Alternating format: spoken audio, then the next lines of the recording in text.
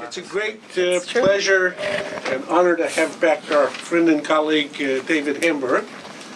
David is a legend around here, and actually it's a great good fortune to have people from various phases of his life here. I'm not going to do justice in introducing him because you saw the longer resume, and I think the great opportunity is to have a chance to listen for about 15 minutes, and then Martha Minow, the Dean of the Law School, is going to make some comments, and I'll make a brief comment, and then we'll be open so that people have an opportunity to ask questions.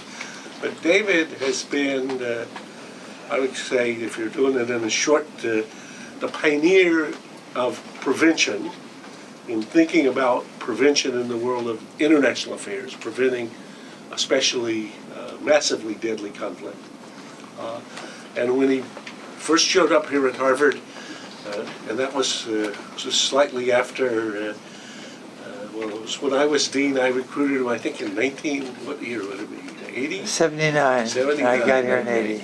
He was talking about a subject called prevention of conflict, which was like people thought, whoa, this is, he's got the wrong subject. He's probably came to the wrong meeting or something. And by the time he left Harvard, this had become a concept in international affairs that was fairly normal. And by the time Kofi Annan put together a commission which David ran for the UN, the so-called culture of prevention became to be a universal idea. So P2P or R2P is one of the sons or daughters of this activity, and lots else. So it's a pretty amazing story. So I'm not going to give them a full introduction, only to say that this is a great homecoming for all of us who've had the chance to work with them. And let me explain the rules today, which are slightly different. The introductory comments by David, and then the comments by Martha and myself briefly, will be on the record, which is why we have this. And then we'll go off the record for conversation in case people want to say, well, this is kind of our normal rules. Okay, so David. Graham, thank you very much. I've been in this room and in this place so many times and so happily. I never made quite so dramatic an entrance as tripping and falling and having bloody nose. Forgive my rhinoceros here. But it's really wonderful to be back. I have great experiences, not only when I was in the faculty here, but during my 15 years as president of Carnegie, when we put a lot of money and ideas and organizational efforts into this institution. It's of course a very complex subject and a very difficult subject. And therefore, I think, given Graham's great experience with Castro, that I will have to do a Castro-type 3-hour speech if you begin. We're ready. To even begin to cover the subject. However, there's a less than 3-hour version in a spectacular book where David has managed to condense work that he and others have done over generations down to a very readable 200 pages called Give Peace a Chance, Preventing Mass Violence. So he's going to take just the tip of a few icebergs here. I wanted to undertake a synthesis of several decades of work in this field, and when I proposed what I wanted to cover, my son Eric said, well, that's an encyclopedia. So the challenge was to get it to 200 pages, and we did succeed, at least in that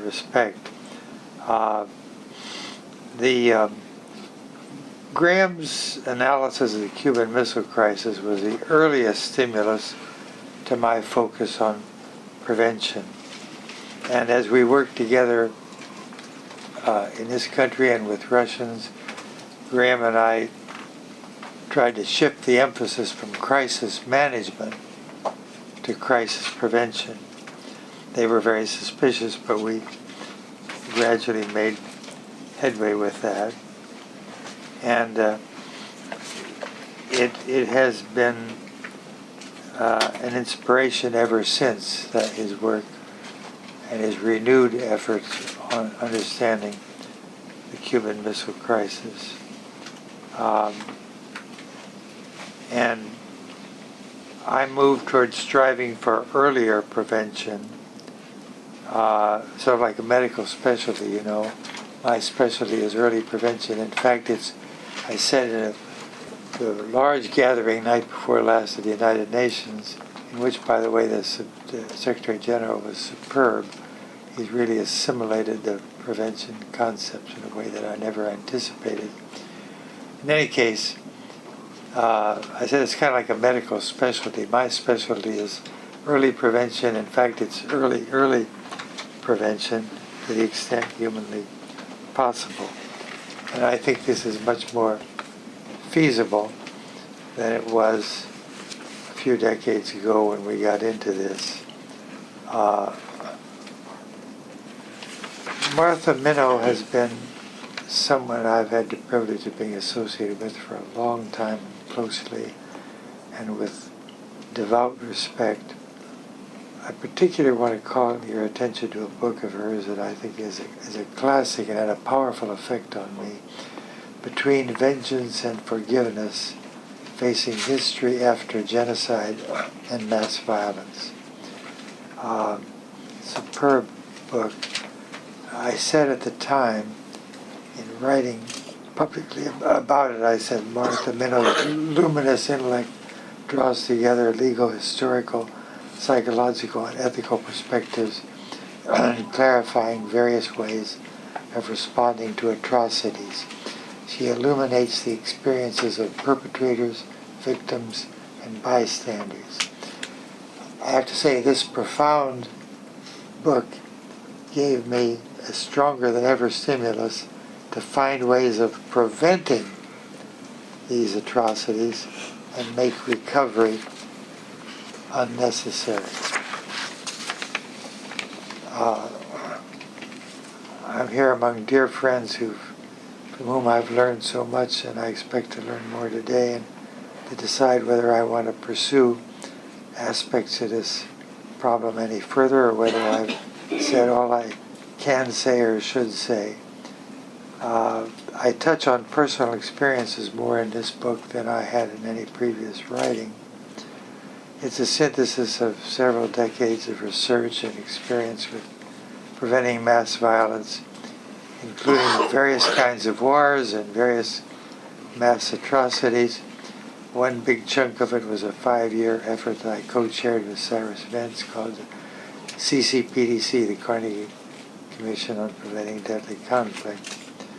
Later came the Prevention of Genocide group that with Kofi Annan that Graham referred to.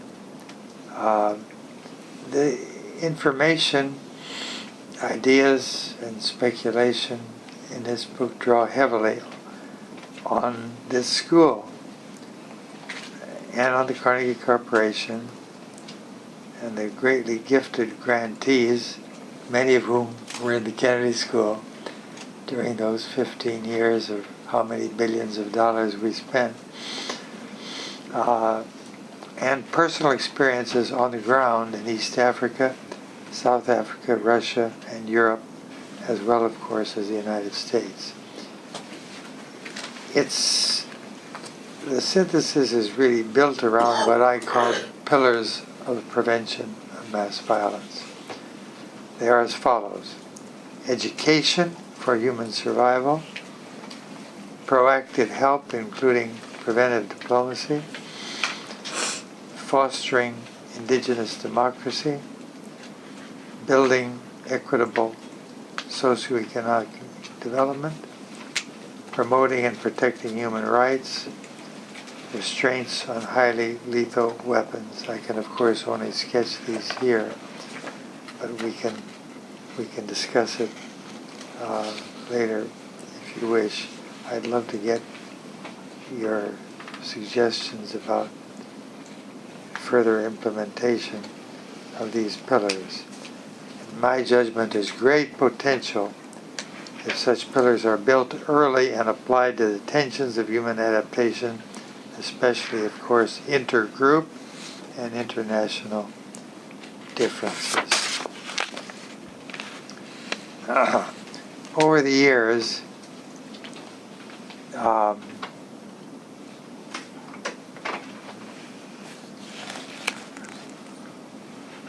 my focus increasingly has been on early prevention, starting in early child development.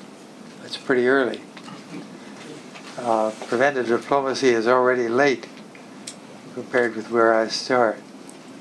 My wife and I published a book a few years ago that deals with ways from the research evidence of preventing, or at least making it difficult for children to learn hatred and violence as they grow up.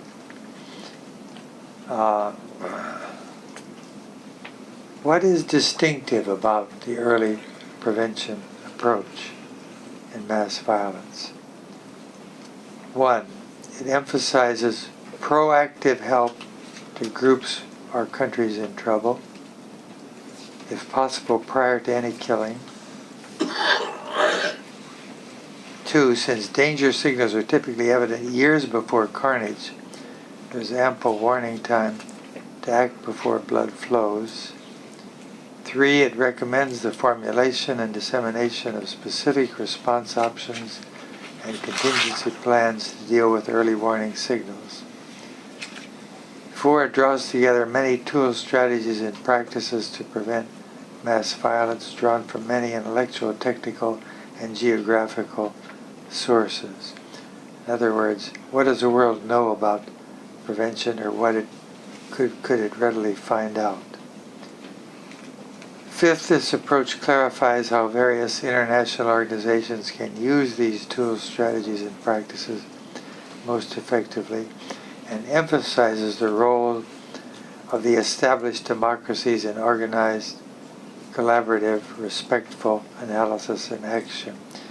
During the commission I referred to that I co-chaired with Cyrus Vance, I grabbed hold of Graham, hooked him up with Hisashi Owada, who was then the Japanese Perm rep to the United Nations, now in the World Court, and persuaded them to jointly do a paper which I think is a classic on the deficiencies of the established democracies, what the established democracies could do in prevention, and what they had up to that time, 10, 15 years ago, largely failed to do. That was my habit, was to exploit Graham whenever I had the opportunity. But also to get him together with people that I thought he would find interesting that he hadn't perhaps worked with before. Now, a word about points of entry for cooperative help in early conflict resolution, and a few examples. Not everybody wants help or will even accept the finest outreach that's humanly possible. We know that from some dreadful dictators who use the excuse of sovereignty, usually in some way, to avoid having to consider how you might deal with intergroup hostility, governmental repression, prejudicial stereotypes, hate speech, systematic violation of human rights, and inclination to deal with problems by violence. However, and this is very important, we emphasize so much, forgive my French, these bastards who resist any kind of temptation to accept help from the outside world to prevent catastrophes. Those people are not the only people in the world by a long shot. There are many countries and sizable groups within almost every country who find such tendencies toward hatred and violence dangerous and unwelcome. Hatred and violence are not intrinsic to or inevitable to human adaptation. What are some examples, very briefly, of points of entry for proactive help? There are many others.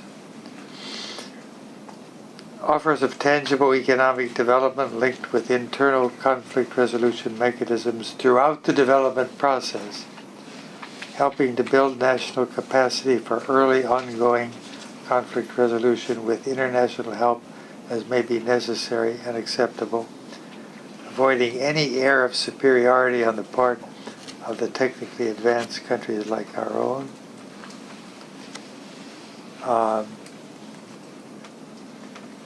Really, international help is not only necessary, but very often acceptable if we avoid an air of superiority. This is not a new form of colonialism. We are all more simply human than otherwise.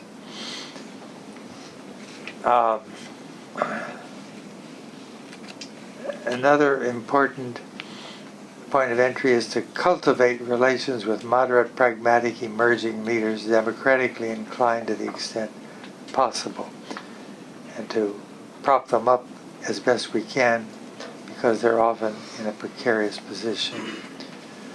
Third example is mediation, preferably at an early stage before revenge motives become intense.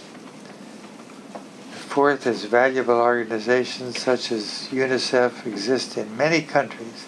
We forget that. There are organizations in many countries, UN agencies, NGOs, and so on, that offer valuable activities for healthy child and adolescent development as well as education.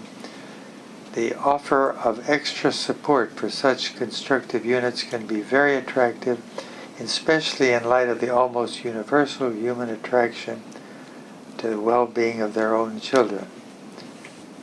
This relates also to health. There are health units in each region, such as the World Health Organization, many NGOs, more and more, that can offer immediate help along with the vision of long-term health improvements.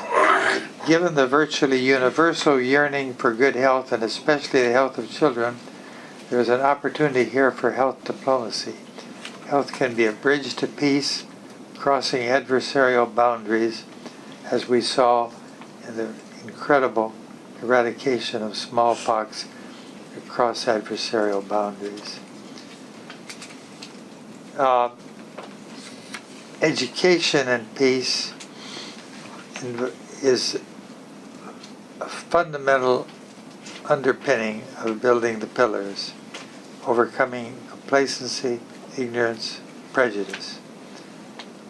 Modern humanity is a single, interdependent, crowded, worldwide, weaponized species, vulnerable to pervasive stress from severe poverty, from harsh disparities, from drastic climate events, and much more. So we must cooperate in our own self-interest. This should be crucial in modern education. In other words, it's not just altruism. It is altruism, but it's much more. It's in our own self-interest, actually in every country in the world, to find ways to do early prevention. The weakness of this in education is really dangerous.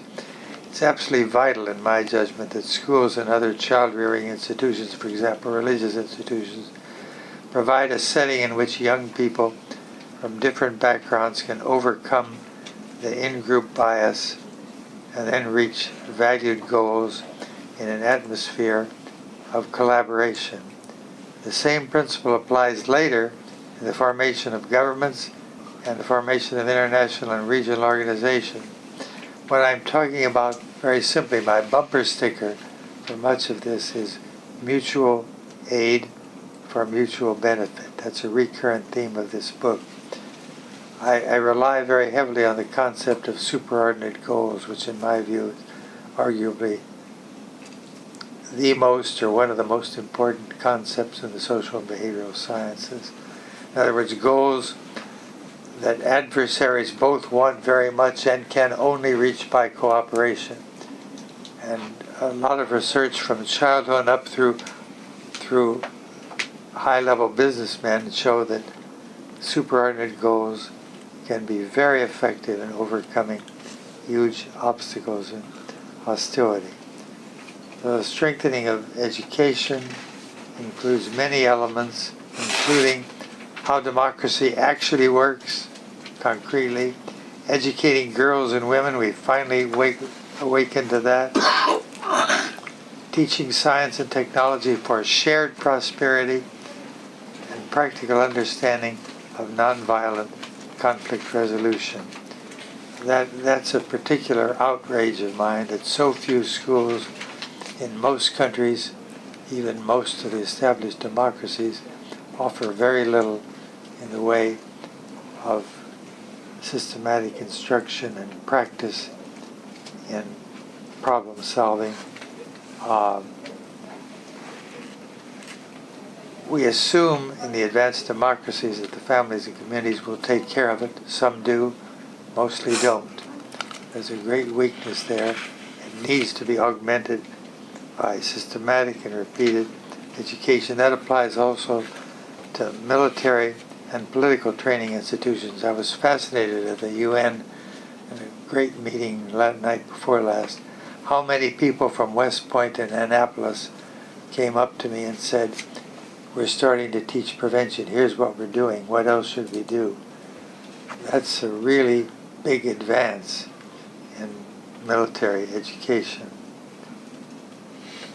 Students need a serious curriculum at various levels with repeated opportunities to learn and practice cooperative conflict resolution skills. Joint problem solving. Joint is a basic element of lifelong learning that has useful application in economic as well as social contexts. Of course, Harvard and the Kennedy School and elsewhere has done pioneering work in this field, and a few other places have too. Columbia has, for example. But I feel sad that so many of our great universities do so little either within themselves or to help high schools and grade schools do more than they're now doing. Stanford has a very good program in this field of helping secondary and primary education in this field, but not many do. Education of political leaders is a very important point in which I've had considerable experience, and of course you guys here have a very important role in education of political leaders. If you can get them in the door, there were periods when they were kept out, not by you, but by extremists. We could discuss that further, but I do think education of political leaders is extremely important. I said something about that at the UN the other night. The UN could do much more in the way of educating political leaders than it has done. And of course the member states often interfere. Democracy, of course, is fundamental.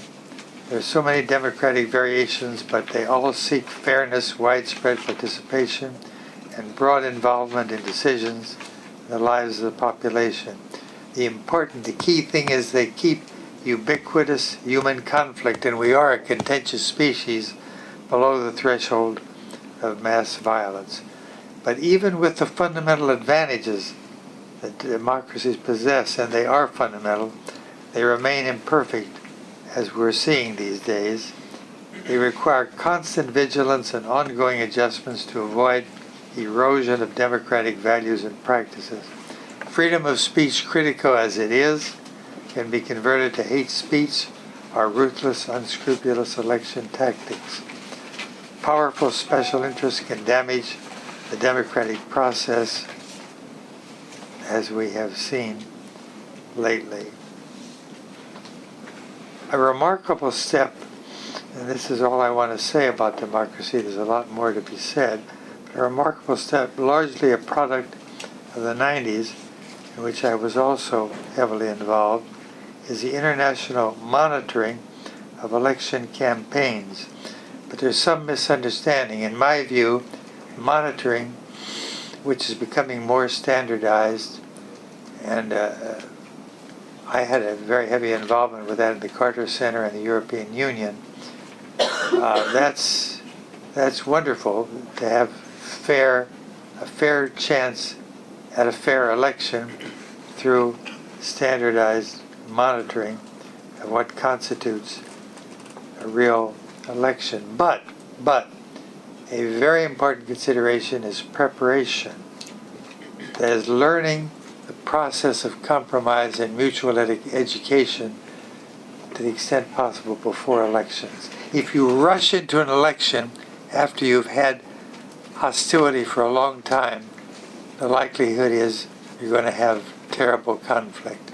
It is a difficult long-term learning process.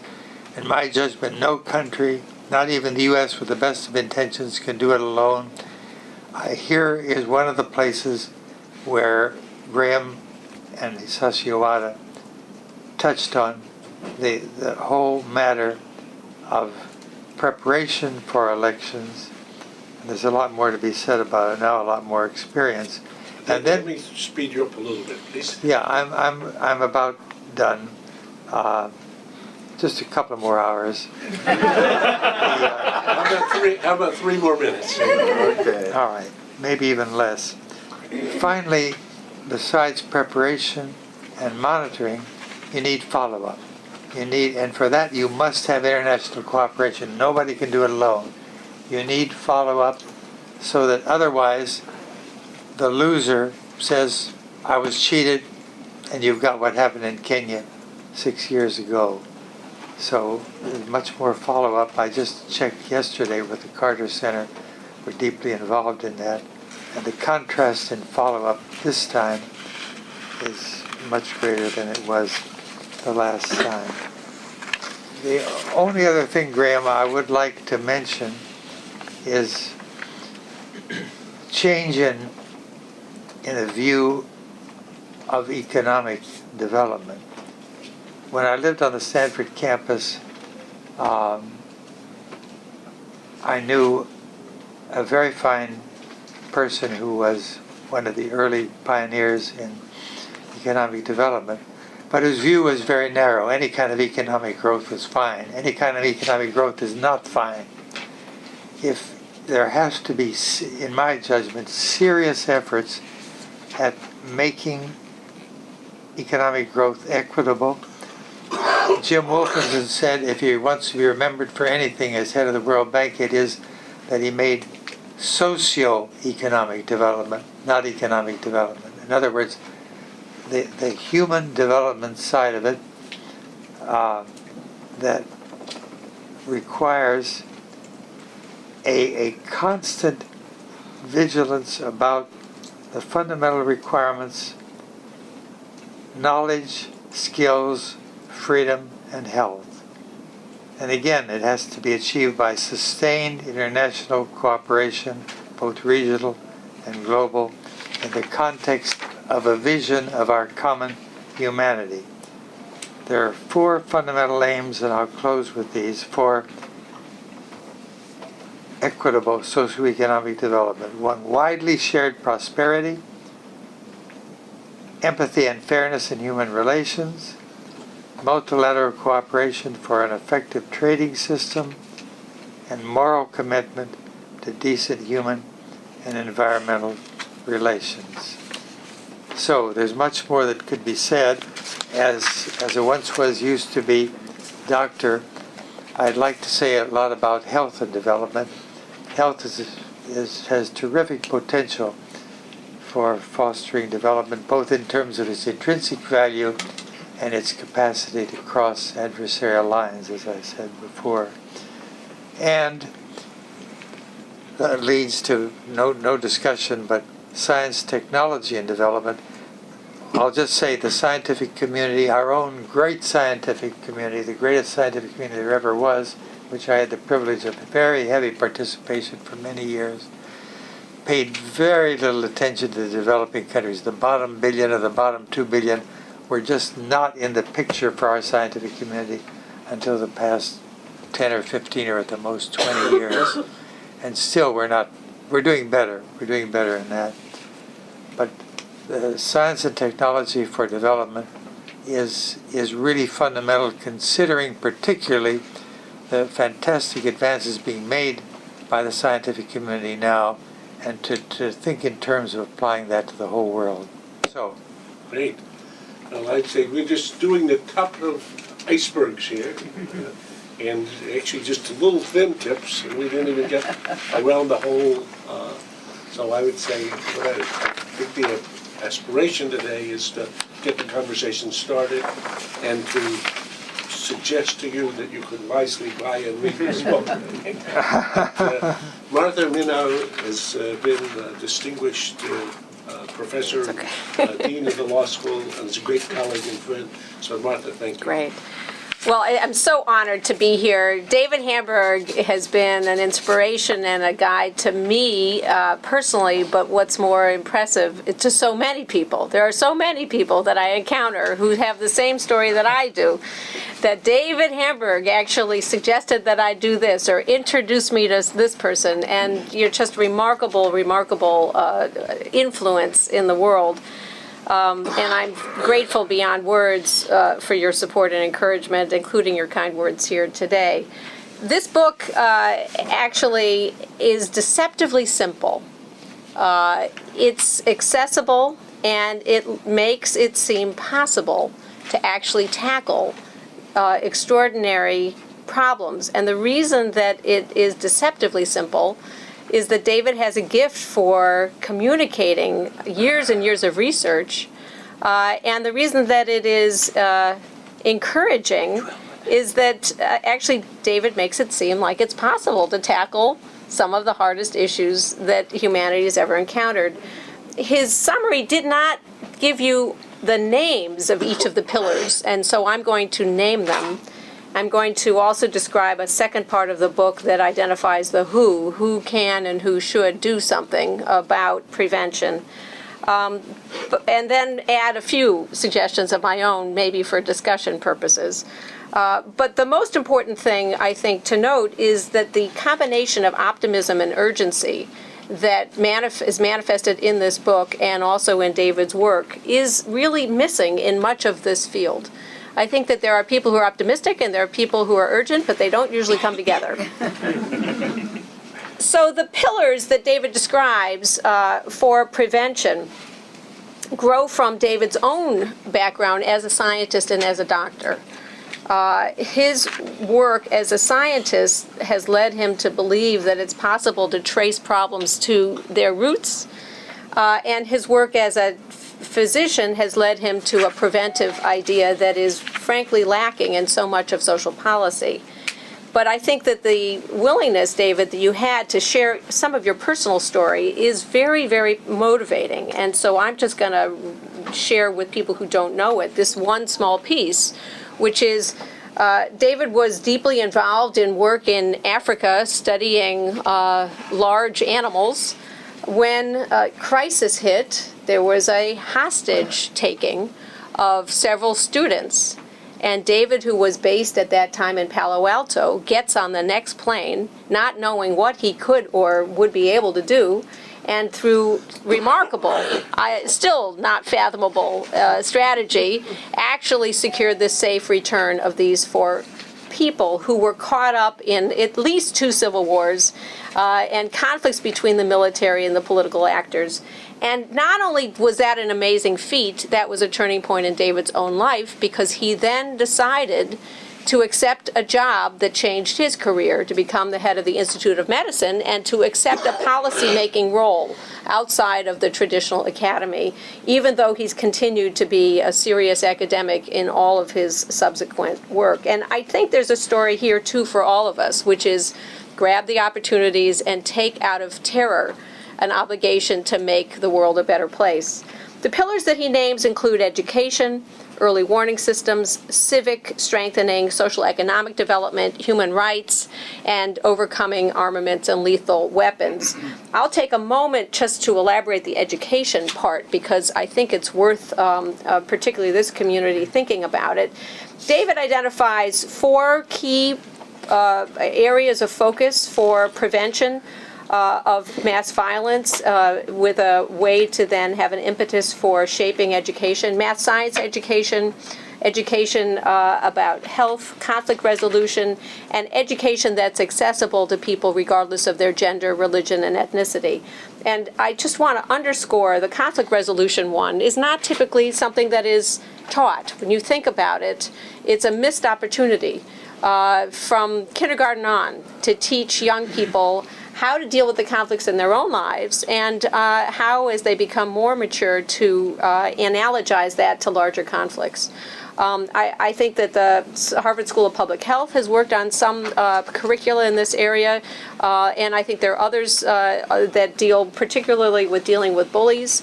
And I think that actually as kids get older, to have had that capacity to become peer dispute resolution individuals also provides a predicate for having a more sophisticated understanding of the political context in which many people have to grapple. Similarly, the attention to equal access to education regardless of gender, religion, ethnicity, we know that the roots of so many conflicts pertain to differential access, and more importantly, I think in many ways, different stories that are told to different groups about their lives and their existence. And here I would just like to highlight perhaps the most controversial thing that you could introduce into a prevention approach to education, and that is education with critical reasoning about history and memory. Because we unfortunately know the production of toxic textbooks actually perpetuates conflicts and indeed, in many ways, produces a basis for unscrupulous leaders to then appeal to people who were not themselves involved in conflicts but have a then stylized story about ethnic identity that then can be triggered whether by radio in Rwanda or other kinds of techniques. And so I think that I would put on the table as an addition, David, if you'll accept it, a friendly amendment, I'd add critical reasoning about history. I also would note that this book is co-written with David's wonderful son, Eric, who's also made a film about preventing genocide. And I think that the attention to multimedia, all the different ways in which education now occurs, it's not just informal schooling, it's also social media. I think that that's an important piece as well. The second part of the book turns to the who can and who should act in this area, and there are very important and instructive chapters on the United States and other important democracies, the UN, regional governments, and NATO. I just want to say a word about regional governments. I think that this too is an understudied and under-attended to area, and in particular, if one could imagine strengthening the African Union to be in any way comparable to the EU in its own institutions and its own capacity, we would be in a very different place in the conflicts in the most dangerous areas in the world right now. And so it's then a question for others how to strengthen regional groups that may indeed have more credibility when there's a local conflict than do people halfway around the world. The small other suggestions that I want to make are simply that there are implicit in David's own work, as well as in what he says, 4 other points that are small, but I think worth remembering. One, and he said it here today, is that oftentimes it looks as though there's imminent conflict, but there's really time to actually prevent it.